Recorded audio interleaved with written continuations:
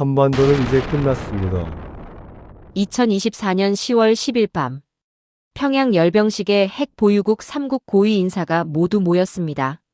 중국 부총리, 러시아 국방차관, 그리고 북한의 신형 핵미사일. 세계 모든 군사 전문가들이 같은 결론을 내렸죠. 냉전보다 더 위험한 시대가 왔다. 미국 국방정보국 출신 28년 경력의 핵전략 전문가 잭 로엘. 그 역시 확신했습니다. 핵 앞에서 한국은 버틸 수 없다. 그런데 2024년 10월 17일 새벽 3시 22분 북한이 실제 핵미사일 발사 각도로 움직였습니다. 발사 징후 포착 15초. 한국군 즉각 추적 시작 45초 미군 전략자산. 자동 기동 4분 38초. 그리고 북한 발사 준비 완전 중단 단 7분. 세계가 숨을 멈췄습니다. 무슨 일이 일어난 겁니까? 핵 보유국 3국에 둘러싸인 나라. 핵도 없는 그 나라가 7분 만에 핵 위협을 멈춰 세웠습니다. 28년 경력 전문가는 그날 평생의 확신이 무너지는 걸 느꼈죠. 제가 완전히 틀렸습니다. 이 나라는 도대체 한국에는 무엇이 있었던 걸까요?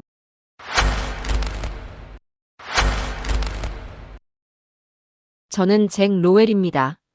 미국 버지니아주 알링턴에서 태어나 평생을 전쟁과 핵무기를 연구하며 살아왔습니다. 국방정보국 DIA에서 17년을 일했고 나토 연합전력사령부에서 핵전략 고문으로 5년을 보냈죠. 지금은 워싱턴 DC에 있는 글로벌 안보 싱크탱크 SISB의 선임 연구위원입니다. 전쟁을 예측하는 일을 28년 했습니다. 그러다 보면 감이 생기죠. 나쁜 일이 오기 전에 공기 같은 거 말입니다. 2024년 10월 10일 밤 11시 38분. 평양발 긴급 영상이 송출되는 순간 그 감이 왔습니다. 본부에서 전화가 왔습니다. 로웰 박사님, 지금 당장 상황실로 오십시오. 평양에서 뭔가 시작됐습니다. 목소리가 평소보다 한 톤 낮았습니다. 그건 나쁜 신호죠. 저는 차를 몰고 20분 만에 본부에 도착했습니다. 위기 대응실 문을 여는 순간 실내 공기가 달랐습니다. 긴장이 공기처럼 흘렀죠. 정면 스크린에 평양 김일성 광장이 떠 있었습니다. 화면이 켜지는 순간 저는 숨을 멈췄습니다. 한밤중인데도 광장은 대낮처럼 환했습니다. 수십 개의 조명탑이 하늘을 찢듯 빛을 쏘아올리고 있었고 그 빛 속에서 뭔가 거대한 그림자들이 천천히 움직이고 있었죠. 저건 뭡니까? 제 옆 분석관이 떨리는 목소리로 물었습니다. 저는 곧바로 위협도 평가를 레벨 4로 상향 조정했습니다. 평생 다뤄온 전쟁 데이터가 머릿속에서 고속 연산을 시작했죠. 야간 열병식입니다. 북한이 이런 연출을 하는 건 처음입니다. 빛이 너무 강했습니다. 의도적이었죠. 그림자 대비를 극대화하고 세부 결함을 은폐하려는 겁니다. 군사 전문가에게는 오히려 단점이 더 잘 보이는 환경인데 말이죠. 이건 누군가에게 보여주기 위한 쇼입니다. 문제는 그 누군가가 누구냐는 겁니다. 그때 정보 담당관이 급히 들어왔습니다. 박사님, 참석자 명단 확인됐습니다. 서류를 받아든 순간 제 심장이 빨라졌습니다. 중국 부총리, 러시아 국방차관. 두 나라 모두 국가원수는 오지 않았지만 실무 전략을 조종하는 핵심 인사들이 모두 집결해 있었습니다. 외교 범위보다 군사 지휘권자 비중이 월등히 큽니다. 저는 천천히 고개를 들었습니다. 이건 단순 축하 자리가 아닙니다. 북중러의 전략적 합의를 형상화한 무대죠.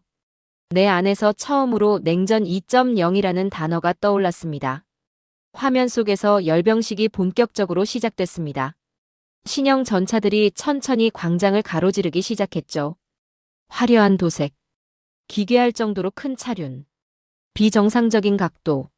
전문가 눈엔 분명히 보였습니다. 결함의 잔해들이 말입니다. 저건 야지 3시간 굴리면 퍼집니다. 제 옆 분석관이 고개를 끄덕였습니다. 하지만 문제는 기술이 아니었습니다. 의도였죠. 그리고 열병식 후반 제 심장이 완전히 굳어버리는 순간이 왔습니다. 새로운 ICBM 실루엣이 등장한 겁니다. 화성 20형으로 추정되는 초대형 미사일. 그 거대한 그림자가 광장을 가로지르는 순간 모든 소음이 멎었습니다. 형편없는 기술이라 해도 핵 운반체라는 사실 하나면 모든 계산이 무너집니다. 저는 28년 동안 열병식을 수백 번 분석했지만 오늘만큼은 손가락이 잠시 멈췄습니다. 중국 대표단의 표정이 화면에 잡혔습니다. 그게 모든 것을 말해주고 있었죠. 기술은 조악했지만 의도는 완벽히 계산되어 있었습니다. 저 미사일이 실제로 날아오르면 저는 말을 끝맺지 못했습니다. 한반도는 게임이 끝나기 때문입니다. 상황실은 완전히 조용해졌습니다. 경보음만이 규칙적으로 울렸죠. 저는 메모 패드를 꺼내 단 한 문장을 적었습니다. 북한은 쇼를 했다. 하지만 핵은 쇼가 아니다. 그리고 그날 밤 저는 처음으로 확신했습니다. 이건 시작이라는 걸 말입니다. 뭔가 큰 게 움직이기 시작했고 그 중심에는 한반도가 있었습니다. 문제는 이제부터였습니다. 열병식이 끝난 다음 날 아침. 저는 SISB 분석실에 미국 DIA 합동팀을 소집했습니다. 고해상도 위성 사진을 확보했습니다. 지금부터 전수 분석에 들어갑니다. 정면 스크린에 북한 신형 전차와 자주포 이미지가 떠올랐습니다. 10배 확대, 20배 확대, 50배 확대. 그리고 그 순간 저는 헛웃음이 나왔습니다. 용접선이 뒤틀려 있었습니다. 볼트가 불규칙했고 도장에는 균열이 보였죠. 저건 전장에서 이 시간도 버티지 못합니다. 제 옆 분석관이 고개를 저었습니다. 박사님, 이거 보십시오. 포탑 각도가 이상합니다. 확대된 이미지를 보는 순간 저는 확신했습니다. 일부 포탑은 실제 사격 반동을 견딜 구조가 아니었습니다. 장갑 패턴도 비논리적으로 얇은 부분이 존재했죠. 차체 하부를 확대하자 더 심각한 문제가 드러났습니다. 현가장치 연결부에 균열 흔적이 보였고 궤도 장력 조절 장치는 아예 비어 있었습니다. 이건 10km도 못 가서 멈춥니다. 분석관 한 명이 한숨을 내쉬었습니다. 저는 화면을 응시하며 천천히 말했습니다. 이건 거의 영화 소품 수준인데요. 젊은 분석관이 조심스럽게 말했습니다. 저는 천천히 고개를 끄덕였습니다. 문제는 소품을 누가 위에 보여주느냐는 겁니다. 굴러가는 게 기적이었습니다. 이 말을 이렇게 실감한 건 처음이었죠. 저건 전쟁을 모욕하는 물건입니다. 회의실이 잠시 조용해졌습니다. 방사포 발사관을 분석하던 다른 팀원이 손을 들었습니다. 박사님, 240mm 방사포 내구성이 기준치의 60%밖에 안 됩니다. 발사 시 반동을 견디지 못하고 프레임이 휘겠군요. 저는 메모를 적으며 말했습니다. 그때 정보 담당관이 새로운 자료를 들고 들어왔습니다. 박사님, 러시아 전선 관련 정보입니다. 서류를 펼치는 순간 저는 숨이 멎었습니다. 170mm 자주포, 240mm 방사포, 포탄 대량 공급 확인. 열병식에서 전시됐던 무기 상당수가 이미 러시아 전선으로 반출된 기록이 있었습니다. 북한군 전사자 송환 영상까지 첨부되어 있었죠. 우리를 위협하던 무기가 지금은 다른 전쟁의 소모품으로 팔려간다는 겁니까? 저는 창밖을 바라봤습니다.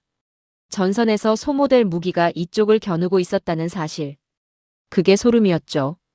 데이터를 더 분석할수록 명확해졌습니다. 북한은 쇼용 무기와 수출용 무기를 따로 제작하고 있었습니다. 재래식 전력은 포기했죠. 그리고 모든 자원을 한 곳에 올인했습니다. 핵입니다. 북한은 기술력이 아니라 계산 능력으로 무섭습니다.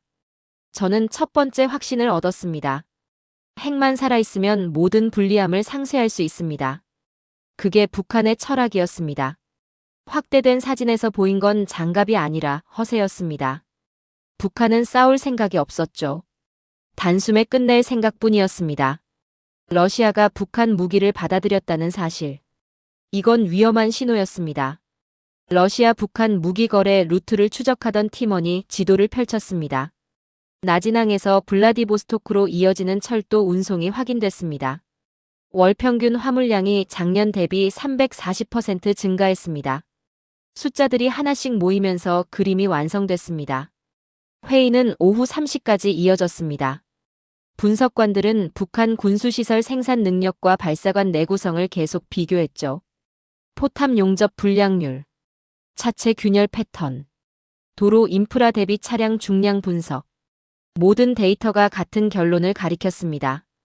북한 재래식 전력은 이미 한계를 넘었습니다. 그때 한국 국방부에서 보내온 비교 자료가 도착했습니다. 한국군 탐지요격 체계 분석 보고서입니다. 저는 파일을 열었습니다.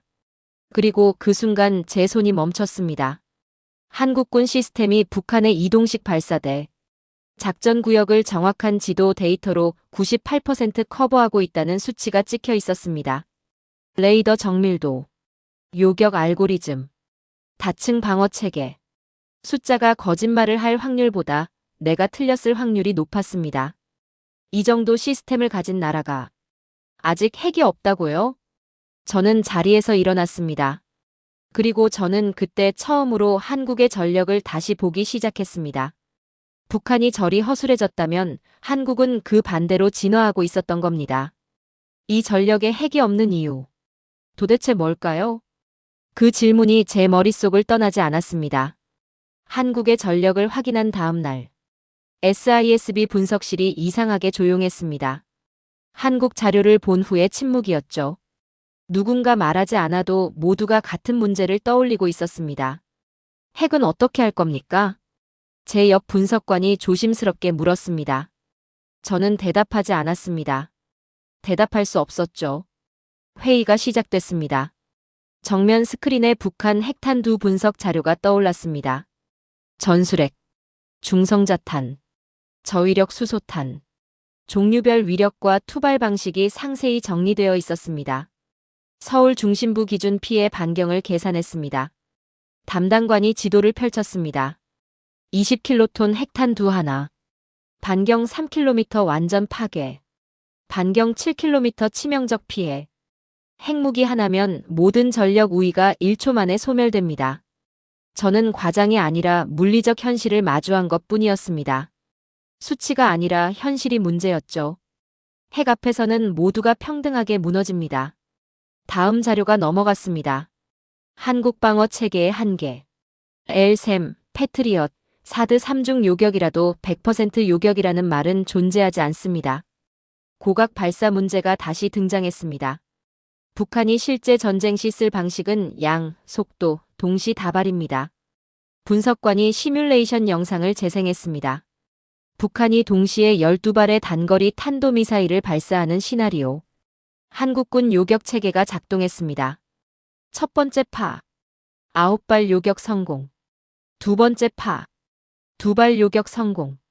마지막 한 발. 화면이 멈췄습니다. 요격 확률은 의미가 없습니다. 단 한 발이면 충분하죠. 회의실이 조용해졌습니다.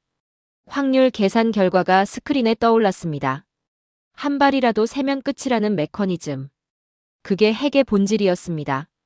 한국 방어력은 충분합니다. 한 분석관이 말했습니다. 저는 고개를 저었습니다. 핵 앞에서 충분한 방어란 없습니다. 목소리가 평소보다 단호했습니다. 나는 그 어떤 희망적 해석도 용납하지 않았죠. 박사님, 하지만 한미 연합 대응 체계가 있지 않습니까? 연합 대응도 발사 후 대응입니다. 핵은 발사되는 순간 이미 늦습니다. 회의실 공기가 무거워졌습니다. 저는 서울 중심부 피해 반경 지도를 다시 펼쳤습니다. 광화문, 명동, 강남. 모든 게 붉은 원 안에 들어가 있었습니다. 한국은 강합니다. 하지만 핵 없는 한국은 위험합니다. 이 순간 저는 잔인한 결론을 내려야 했습니다. 전문가로서의 의무였죠. 박사님, 그럼 어떻게 하자는 겁니까? 젊은 분석관이 물었습니다. 저는 대답하지 못했습니다. 그건 제가 결정할 문제가 아니었으니까요. 휴식 시간이 됐습니다. 저는 혼자 복도로 나왔습니다. 28년간 전쟁을 분석하면서 이런 기분은 처음이었습니다. 한국은 강했습니다. 체계도 훌륭했고 전력도 우수했죠. 하지만 핵무기는 전력을 뒤집는 버튼입니다. 누르는 순간 모든 계산이 무의미해지죠. 제 과거 핵 시뮬레이션이 떠올랐습니다. 2019년 나토 연합훈련. 저는 북한 핵 공격 시나리오를 설계했었죠. 그때도 같은 결론이었습니다. 방어는 완벽할 수 없다. 창밖을 바라봤습니다. 워싱턴 DC의 하늘이 회색빛이었습니다. 회의가 재개됐습니다. 결론을 내야 합니다. 선임 분석관이 말했습니다. 저는 천천히 입을 열었습니다. 한국은 핵을 제외한 모든 면에서 북한을 압도합니다. 모두가 고개를 끄덕였습니다. 하지만 핵이라는 절대 변수를 무시할 수 없습니다. 침묵이 흘렀습니다. 한국이 아무리 강해도 핵 한 발이면 끝납니다. 저는 그 문장을 억지로라도 마음속에 새겼습니다. 나는 전문가입니다. 그렇기에 희망적 해석은 금기죠. 한국은 강했습니다. 하지만 핵 없는 강함은 언제나 한계가 있었습니다. 그 순간 저는 스스로에게 불편한 결론을 내려야 했습니다. 한국은 강하지만 이대로라면 위험합니다. 이 한 문장이 머릿속을 떠나지 않았습니다. 회의가 끝났습니다. 모두가 자리에서 일어났지만 아무도 말이 없었습니다. 저는 마지막으로 서류를 정리하며 생각했습니다. 한국은 준비되어 있다. 하지만 핵 앞에서는 문장을 끝맺지 못했습니다. 끝맺고 싶지 않았죠. 사장의 암울한 결론 이후 저는 며칠간 자료를 검토하지 않았습니다. 하지만 본부에서 새로운 문서가 도착했습니다. 한국군 전시작전 체계 상세 분석. 500페이지가 넘는 기밀 문서였죠. 저는 첫 페이지를 펼쳤습니다. 그리고 그 순간 제 생각이 바뀌기 시작했습니다. 한국군 전시체계의 민군 통합 운영 구조, 전시작전 통제권 전환 절차, 정부 군정보기관 간 실시간 통합망, 미국 한국 간 데이터 교차 공유. 이 체계가 이렇게 정교했다고요? 저는 화면을 응시했습니다. 이건 전쟁이 아니라 하나의 거대한 시스템이었습니다. 다음 섹션을 열었습니다. 한국군의 초고속 요격 대응 시나리오. 북한의 동시다발 발사를 상정한 3단계 대응 체계였습니다. 1단계 레이더 교차각 탐지, 2단계 다층 요격 시간차 계산, 3단계 미사일 궤적 예측 및 최종 요격. 한국은 기적에 의존하지 않았습니다. 기적을 설계하고 있었죠. 시뮬레이션 그래프를 확대했습니다. 북한 미사일 12발 동시 발사. 요격 확률 1단계 92%, 2단계 96%, 3단계 98%. 물론 100%는 아닙니다. 하지만 한국은 기적이 일어날 가능성을 위해 움직이고 있었습니다. 저는 놀라움을 숨기지 못했습니다. 다음 장을 넘겼습니다. 한국군의 핵 사용 상황 대비 계획. 유사시 한국 미국의 즉각적 보복 억제 시나리오가 존재했습니다. 한국이 핵 공격을 당해도 즉시 대응할 수 있는 연합체계. 미국 전략 폭격기 B2 출격 시간 4분 32초. 한국 F-35 스크램블 시간 2분 58초. 연합 타격 준비 완료 7분 이내. 이 정도의 대응 체계라면 핵을 맞아도 국가가 지속됩니다. 저는 처음으로 한국이 단순 수동 국가가 아니라는 걸 제대로 이해했습니다. 한국의 시스템은 제가 예상했던 것보다 훨씬 기술적이었습니다. 다음 자료를 펼쳤습니다. 북한 이동식 발사대 운용구역 추적 지도. 한국 정보망이 북한 발사대의 이동 패턴, 노출 취약 시간대까지 분석하고 있었습니다. BMOA 전 구역, 야간 이동 경로, 연료 보급 지점. 모든 게 지도에 표시되어 있었죠. 한국은 이미 모든 것을 알고 준비하고 있었습니다. 제 입에서 저절로 말이 나왔습니다. 한국은 단순히 대비한 것이 아니라 북한을 학습하고 있었던 겁니다. 이 정도면 핵만 없다면 한국은 북한을 압도합니다. 북한은 겉으로만 커 보였고 한국은 속이 단단했습니다. 저는 커피를 한 모금 마시며 다음 파일을 열었습니다. 한국군 워게임 실전 영상. 2024년 8월 을지 프리덤 실드 훈련 기록이었습니다. 재생 버튼을 눌렀습니다. 한국군 지휘통제실. 젊은 장교들이 화면 앞에 앉아 있었습니다. 북한 발사 징후 포착. 좌표 북위 39.7, 동경 127.3. 목소리가 침착했습니다. 레이더 2, 3번 교차 추적 시작. 패트리엇 1번 대기.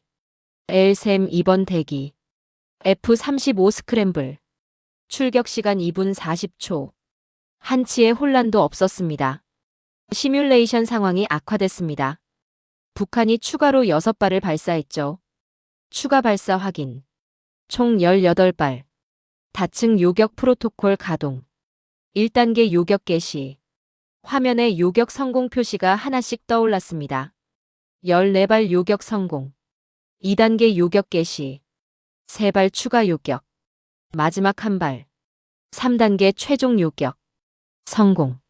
전 표적 요격 완료. 젊은 장교가 보고했습니다. 저는 화면을 멈추지 않고 계속 봤습니다. 그들의 눈빛. 침착한 목소리. 정확한 판단. 이 나라의 장교들은 이미 전시 상황을 살아가고 있었습니다. 제 머릿속을 강하게 때렸습니다. 한국군 지휘통제실의 실제 운용 흐름. 워게임 로그와 모의 상황. 다층 요격 그래프. 북한 발사대 이동 경로 지도. 모든 자료가 하나의 결론을 가리켰습니다. 핵을 제외하면 한국은 이미 동북아 최강의 전력을 갖추고 있습니다. 저는 사장에서 내렸던 결론을 다시 떠올렸습니다. 한국은 위험하다. 하지만 지금은 달랐습니다. 한국은 위험하지 않습니다. 한국은 준비되어 있죠. 창밖을 바라봤습니다. 워싱턴 DC의 하늘이 맑았습니다. 저는 메모 패드를 꺼내 한 문장을 적었습니다. 한국은 기적을 만들 준비가 되어 있다. 그리고 처음으로 확신했습니다. 한국을 다시 봐야 한다는 걸 말입니다. 진정으로. 한국의 준비된 모습을 확인한 지 일주일 후. SISB에서 긴급 비공개 브리핑이 소집됐습니다. 회의실에 들어서는 순간 분위기가 달랐습니다. 국장이 직접 참석했죠. 북중러 삼각관계에 중대한 변화가 감지됐습니다.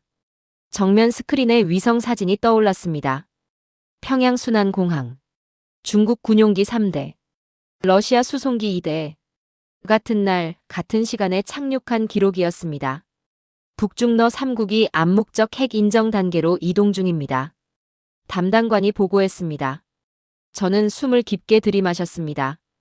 동맹 구도 자체가 변하고 있었습니다. 러시아는 이미 북한의 포탄, 장사정포, 그리고 병력 지원을 받고 있었습니다. 그 대가로 북한은 무엇을 받았을까요? 기술입니다. 핵기술 말이죠. 선임 분석관이 말했습니다. 세계 질서가 어둡게 변하기 시작했습니다. 다음 자료가 넘어갔습니다. 러시아 - 북한 간 군사 교류의 실제 규모. 북한군 전사자 송환 영상이 재생됐습니다. 러시아 로스토프 지역. 북한군으로 추정되는 시신 17구가 수송기에 실리는 장면. 전사자를 보내고 다시 병력을 받고. 이건 전쟁 동맹입니다. 회의실이 조용해졌습니다. 러시아군과의 통합훈련 정황도 포착됐습니다. 블라디보스토크 인근 훈련장. 북한군 500명 규모가 러시아 장비로 훈련하는 모습. 용병 교환 병력 루트까지 드러났습니다. 이건 단순한 협력이 아니라 운명을 공유하는 수준입니다. 저는 고개를 저었습니다. 냉전은 다시 오지 않습니다. 그보다 더 복잡한 시대가 열렸죠. 북한은 러시아의 전쟁을 먹여 살리고 있었고 그 대가로 핵을 키웠습니다. 다음 섹션이 열렸습니다. 중국의 태도 변화. 2017년 UN 안보리 대북 제재 결의안. 중국은 찬성했었습니다. 2022년 추가 제재안. 중국은 기권했죠. 2024년 현재. 중국은 북한 편에 서 있었습니다. 중국은 말이 없었습니다. 그러나 침묵이야말로 가장 큰 신호였죠. 중국 외교부 대변인의 최근 발언 기록이 화면에 떠올랐습니다. 북한의 정당한 안보 우려를 이해한다. 단 한 문장. 하지만 그 의미는 명확했습니다. 중국은 말하지 않지만 행동은 이미 결정을 드러내고 있었습니다. 동북 삼성 방어 명분을 내세운 개입 시나리오 자료가 제출됐습니다. 북한 급변 사태 시 중국군이 청천강 이북을 선점할 가능성이 78%입니다. 분석관이 지도를 펼쳤습니다. 압록강, 청천강. 그 사이 북한 영토의 절반. 중국은 북한을 버리지 않습니다. 완충지대로 필요하니까요. 저는 창밖을 바라봤습니다. 워싱턴 DC의 하늘이 흐렸습니다. 그때 새로운 정보가 들어왔습니다. 유럽 발트 3국에서 감지된 이상 징후. 러시아 군용기가 에스토니아 영공을 위협 비행했습니다. 리투아니아에서는 정체불명 드론이 군사시설 상공을 배회했죠. 푸틴이 또 다른 전쟁을 준비한다는 서방 정보기관 평가입니다. 담당관이 보고했습니다. 저는 즉시 연결점을 떠올렸습니다. 그 전쟁에 북한이 개입하면 어떻게 될까요? 회의실 전체가 저를 바라봤습니다. 푸틴은 한 번도 멈춘 적이 없습니다. 저는 천천히 말했습니다. 우크라이나가 끝나지 않은 상태에서 발트 지역까지 긴장이 고조되면 러시아는 더 많은 무기와 병력이 필요합니다. 그 공급처가 북한이라는 겁니까? 선임 분석관이 물었습니다. 이미 그렇게 되고 있습니다. 스크린에 물류 이동 경로가 표시됐습니다. 나진항에서 블라디보스토크, 그리고 시베리아 횡단철도를 타고 서쪽으로. 월 평균 화물량 340% 증가. 숫자가 모든 걸 말해주고 있었습니다. 회의가 끝나갈 무렵 국장이 마지막 발언을 했습니다. 이 모든 변화의 중심에 한반도가 있습니다. 저는 고개를 끄덕였습니다. 나는 깨달았습니다. 지금 한반도는 세계 전략의 중심에 서 있다는 걸 말이죠. 한국은 핵 없는 상태에서 핵 보유 3국과 마주해야 합니다. 북중러의 재편은 한국에게 거대한 압박이었습니다. 회의가 끝났습니다. 저는 혼자 자료를 정리하며 결론을 냈습니다. 한국은 지금 역사적 시험대 위에 서 있습니다. 그리고 그 시험은 오래 기다려주지 않을 겁니다. 한국은 선택을 강요받게 될 것입니다. 피할 수 없죠. 핵 보유국 3국이 한 지점으로 모이는 건 역사에 존재한 적이 없었습니다. 저는 지도 앞에 혼자 서서 한참을 생각했습니다. 한국의 미래, 동북아의 미래, 세계의 미래, 모든 게 연결되어 있었습니다. 북중러 밀착 분석이 끝난 지 사흘 후 SISB 전략실에 긴급 경보가 울렸습니다. 새벽 3시 22분. 박사님, 지금 당장 오십시오. 저는 20분 만에 본부에 도착했습니다. 상황실 문을 여는 순간 제 심장이 멎었습니다. 정면 스크린에 북한 이동식 발사대 영상이 떠 있었습니다. 북한 ICBM 실제 기동 영상입니다. 담당관이 보고했습니다. 고각이 아니었습니다. 준정삼각 발사 준비 움직임이었죠. 저 각도에서 움직였다는 건 실제로 쏠 마음이 있었다는 뜻입니다. 저는 화면을 응시했습니다. 이건 테스트가 아니었습니다. 경고였죠. 방 안 공기가 식어버렸습니다. 북한이 이 정도 각도에서 움직인 건 처음이었습니다. 영상 입수 시간이 언제입니까? 7분 전입니다. 7분. 그 짧은 시간 동안 무슨 일이 일어났을까요? 담당관이 다음 화면을 띄웠습니다. 한국군 레이더 추적 기록.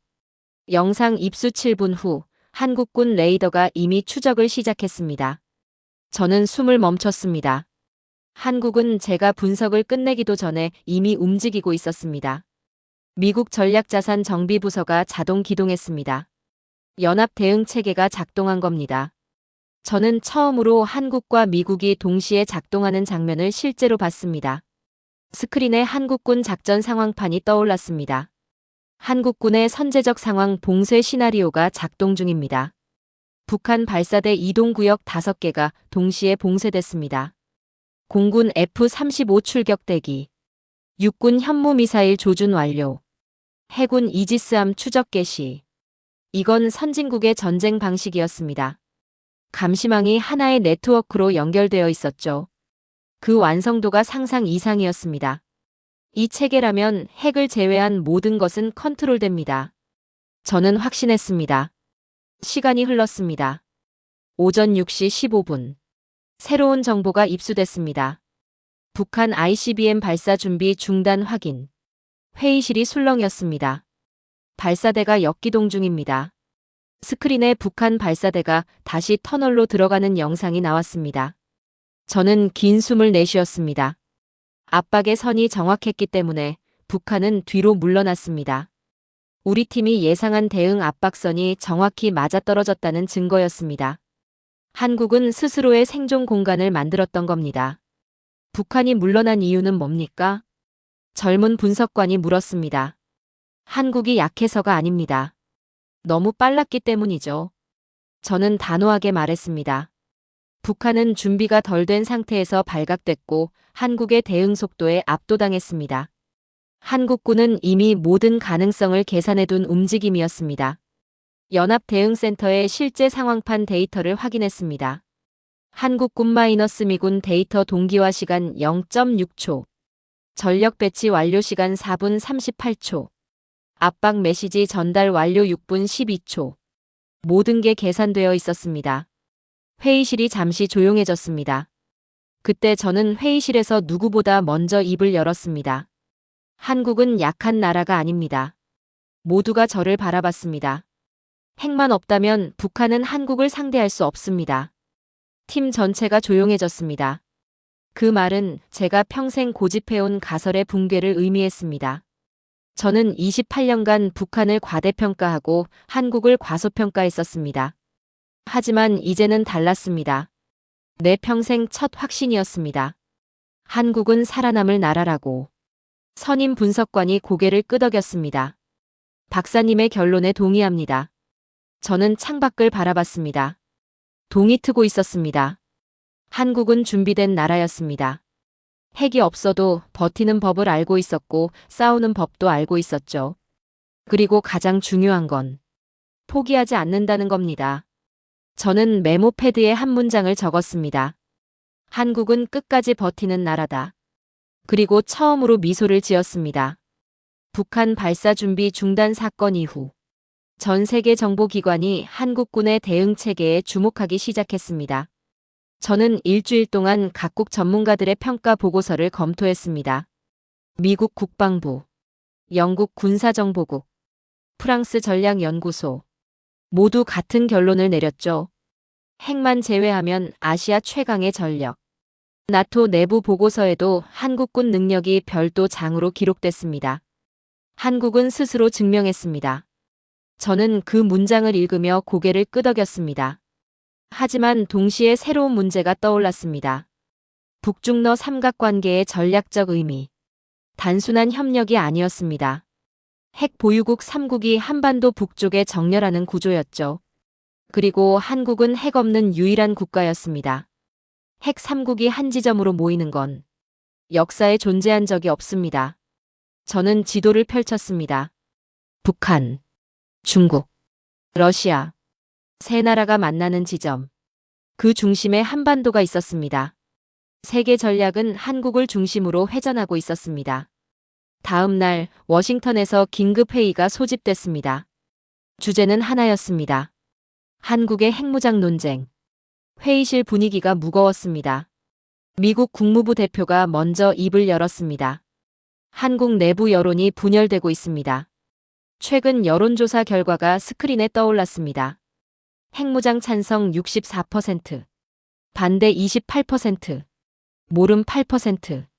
한국 국민들이 느끼는 위협이 현실화되고 있다는 증거입니다.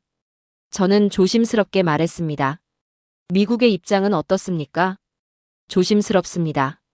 비확산 체제가 흔들릴 수 있으니까요. 국무부 대표가 대답했습니다. 하지만 저는 객관적으로 결론을 내려야 했습니다. 나는 미국인입니다. 그러나 이번만큼은 한국의 결단을 기다리게 됩니다. 회의실이 조용해졌습니다. 한국이 핵을 가져야 한다고 생각하십니까? 질문이 날아왔습니다. 저는 잠시 침묵했습니다. 제가 결정할 문제는 아닙니다. 하지만 저는 천천히 말을 이었습니다. 한국이 핵을 가져야 한다고 느끼기 시작했습니다. 이 선택은 무겁고 대가가 따릅니다. 하지만 현실은 냉혹했죠. 다음 자료가 넘어갔습니다. 북한 붕괴 시나리오. 북한 내부 갈등 시 중국이 청천강 이북을 선점할 가능성. 지도에 붉은 선이 그어졌습니다. 압록강에서 청천강까지. 중국군이 여기까지 진입할 확률이 78%입니다. 분석관이 보고했습니다. 한국은 어떻게 대응합니까? 한국은 동맹과 자체 대응 능력을 바탕으로 주도권 경쟁에서 우위를 확보할 수 있습니다. 저는 대답했습니다. 한국군의 기동 능력, 미군의 전략적 지원, 정보 우위. 모든 면에서 한국이 앞섰습니다. 단, 핵이 없으면 변수가 너무 많았죠.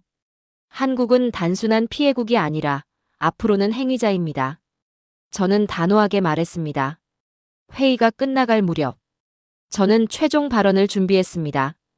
28년 경력에서 가장 중요한 순간이었죠. 한국을 둘러싼 북중러 축은 단순한 위협이 아닙니다. 새로운 세계죠. 모두가 저를 바라봤습니다. 한국은 더 이상 주변국이 아닙니다. 저는 천천히 일어섰습니다. 한국은 지금 세계 전략의 중심축입니다. 방 안 전체가 조용해졌습니다. 그 누구도 반박하지 못했습니다. 저는 마지막 문장을 덧붙였습니다. 한국은 중심입니다. 세계가 그것을 인정하게 될 겁니다. 회의가 끝났습니다. 저는 혼자 남아 창밖을 바라봤습니다. 워싱턴 DC의 하늘이 맑았습니다. 저는 28년간 전쟁을 분석하며 수많은 나라를 봤습니다. 강한 나라, 약한 나라, 준비된 나라, 무너진 나라. 한국은 어디에 속할까요? 저는 이제 확신합니다. 한국은 약한 나라가 아니었습니다. 핵 없는 나라로서는 상상할 수 없을 만큼 강했고 준비되어 있었고 무엇보다 버티는 법을 알고 있었죠. 그러나 그 강함조차 핵이라는 괴물 앞에서는 언제든 무너질 수 있습니다. 핵 없는 한국의 강함 그 자체가 기적이었습니다. 하지만 이제 기적을 넘어서 선택해야 할 시간입니다. 한국은 선택해야 합니다. 동북아의 중심에 선 나라로 남을 것인가? 아니면 다시 주변으로 밀려날 것인가? 저는 미국인이지만 적어도 이번만큼은 한국의 선택을 지켜보고 싶습니다. 한국은 그럴 자격이 충분한 나라였습니다. 저는 메모 패드를 덮으며 마지막 문장을 적었습니다. 한국은 이제 스스로 가치를 증명한 나라다. 스스로의 미래도 선택해야 한다. 그리고 저는 처음으로 한국의 미래에 희망을 느꼈습니다. 진심으로 말입니다.